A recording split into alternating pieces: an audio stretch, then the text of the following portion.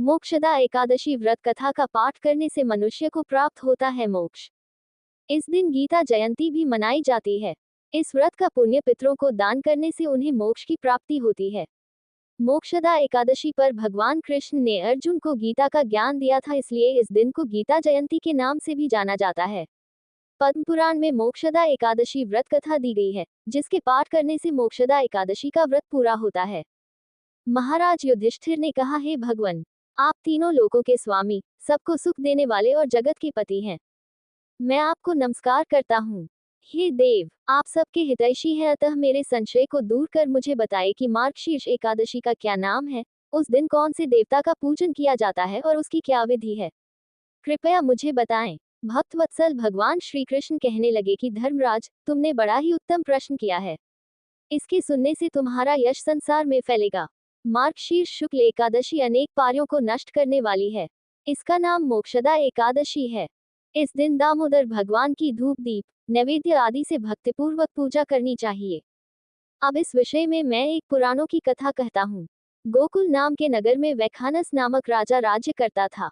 उसके राज्य में चारों वेदों के ज्ञाता ब्राह्मण रहते थे। वह राजा अपनी प्रजा का पुत्रवत पालन करता था। एक बार रात्रि में राजा ने एक स्वप्न देखा कि उसके पिता नरक में हैं। उसे बड़ा आश्चर्य हुआ। प्रातः वह विद्वान ब्राह्मणों के पास गया और अपना स्वप्न सुनाया। कहा, मैंने अपने पिता को नरक में कष्ट उठाते देखा है।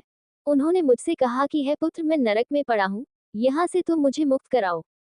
जब से मैंने ये वचन सुने हैं तब से मैं बहुत बेचैन हूँ, चित्त में बड़ी अशांति हो रही है। मुझे इस राज्य, धन, पुत्र, स्वी, हाथी, घोड़े आदि में कुछ भी सुप्रतीत नहीं होता।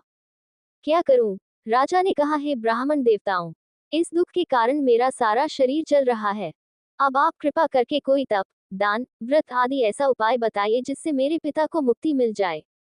उस पुत्र का जीवन व्यर्थ है जो अपने माता पिता का उद्धार न कर सके। एक उत्तम पुत्र जो अपने माता पिता तथा पूर्वजों का उद्धार करता है, वह हजार मूर्ख पुत्रों से अच्छा है। जैसे एक चंद्रमा सारे जगत में प्रकाश कर देता है, परंतु हजारों तारे नहीं कर सकते। ब्राह्मणों ने कहा, हे राजन, यहाँ पास ही भूत, भविष्य, वर्तमान के ज्ञाता पर्वत ऋषि का आश्रम है।